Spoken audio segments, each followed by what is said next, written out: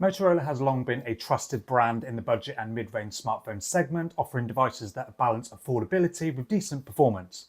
In 2025, the Motorola G35 and G55 continue this tradition, appealing to different segments of budget-conscious consumers, and while both phones are positioned as budget-friendly 5G devices, they cater to slightly different needs. And in this side-by-side comparison between these two devices, I'll look at their differences, strengths, and which device might be best for you. And if you're interested in more budget videos a little bit like this, drop a subscribe on the channel. Let's get into it. And I've just whacked them together, so they might be broke.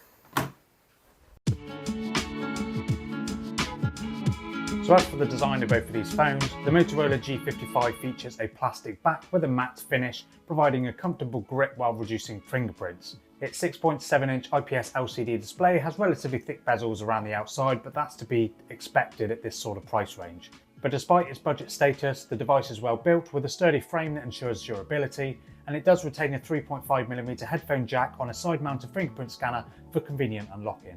And by contrast, the Motorola G55 offers an ever so slightly more compact design, and in this green model it comes with that vegan leather back, which makes it even more grippy and more resistant to fingerprints. The bezels on the display are basically the same as found on the G35, but it is a smaller 6.5-inch IPS LCD, so overall it's just a slightly smaller device. The G55 also retains the 3.5mm headphone jack and also has a side-mounted fingerprint scanner, so in terms of that for the design, both phones are identical. So as to be expected in this price segment, neither phone screams premium build, but again, for sub £200 phones, that's about what you can expect.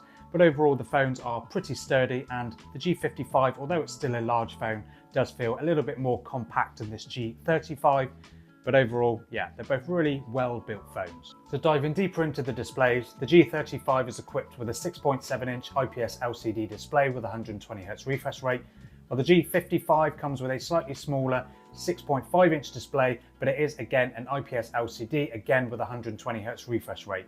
Now both of these displays are absolutely fine. Of course, neither are going to be as nice and vibrant as an AMOLED display, but overall both displays are really great, ideal for watching movies, playing games and reading and all that sort of stuff. And the 120Hz refresh rate offers smooth interactions while scrolling, so absolutely fine and great at this sort of price point. And then up in the top center of both of these phones, you get a 16 megapixel f2.5 selfie camera.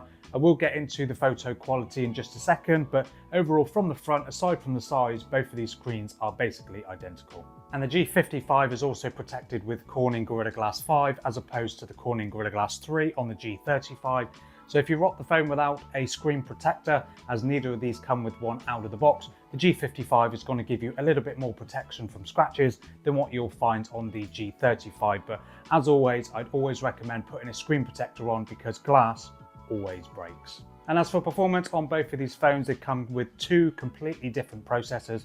You get the Unisoc T760 on the G35, whereas the G55 is come rocking with a Mediatek Dimensity 7025, both built on a pretty efficient 6nm architecture.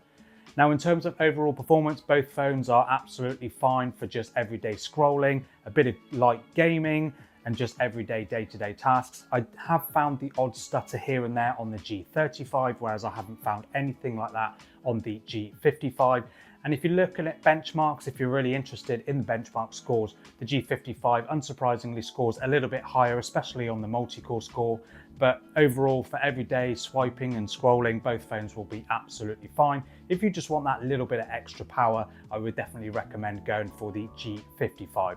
Now both phones come with 4 gigs of RAM at their base with 128 gigs of storage, but you can go up to 8 gigs of RAM on both of these phones and up to 256 gigs of storage, both of which are expandable. So I would definitely recommend, if you can, going for the 8 gig model just for better performance overall, better multitasking and that sort of stuff. And then of course that 256 gigs of storage will just get you a little bit more for your games, your photos and your videos and all that sort of stuff. So overall, really great phones. The G55 naturally has better performance than the G35, but the G35 for just basic use is absolutely fine.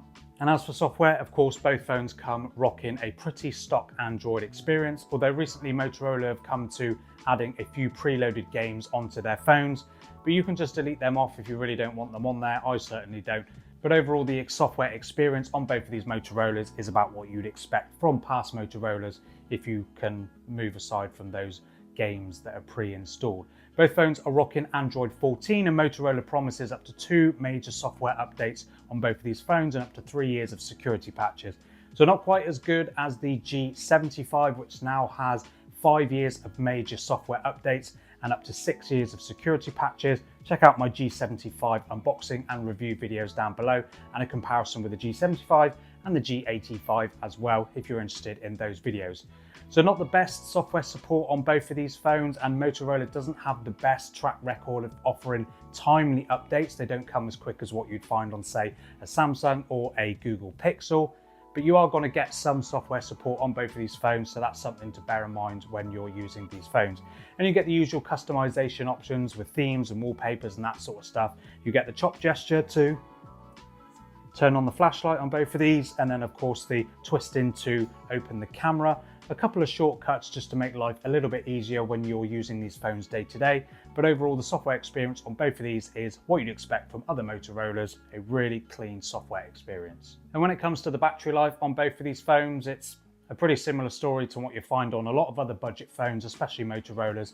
You get a big 5,000 mAh battery on both of these phones, but the G55 has up to 30 watts of wired charging, whereas the G35 is capped at just 18 watts. So of course, if you want a phone with quicker charging, the G55 is definitely going to be the one for you.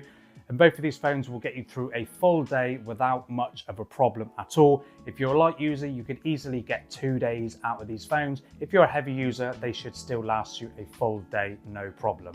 And then lastly, onto the cameras of both of these phones. It's a very similar story. You get a 50 megapixel f1.8 primary camera on both of these phones, and that's backed by an 8 megapixel f2.2 ultra wide. Now, gone are the pointless 2 megapixel macro and depth cameras, something I'm a huge fan of. I really hate the addition of those cameras on these phones. So a main and an ultra wide is really great for both of these phones, and daylight photography from both the G55 and the G35 are about what you'd expect from a budget phone. In good lighting, they offer good detail, nice natural colors, but of course, as the lighting drops, you will notice a drop in quality. And then photos from the 8 megapixel ultra wide, of course, you get a huge drop in resolution down to just 8 megapixels, a narrower f2.2 aperture, and likely a smaller sensor on those ultra wides. So overall, naturally, photo quality is not going to be as good as what you'd find on the main camera. But again, in good lighting, these ultra wides are absolutely fine. In lower light, again, it's going to drop really, really quickly. I wouldn't really use these too much in lower light conditions. Of course, there is a night mode, which does help to brighten those shots just to bring out a little bit more detail. But overall, these cameras are about what you'd expect from a budget Motorola phone. And as for video recording, this is actually an area where the G35 has a bit of a step up against the G55. It does support 4K video recording on the Motorola G35, whereas it's just capped at 1080p on the G55, likely a limitation of the Mediatek processor. Of course, 4K video quality on a budget Motorola phone isn't going to be the same 4K quality that you'll find on a more expensive phone, but it's nice to know that the option's there. If you want to shoot some 4K video, you can do that on the G35. Whoops. It's a handy thing to have, I suppose. And then of course, 1080p video from the selfie camera is about what you'd expect. 1080p 30 FPS, and this is just bog standard video quality from a budget phone, nothing to rave home about. And then just a couple of other features that you'll find on both of these phones. They're both dual SIM phones, but of course you do have the option of expanding the storage with a micro SD card, which will take up one of those storage spaces.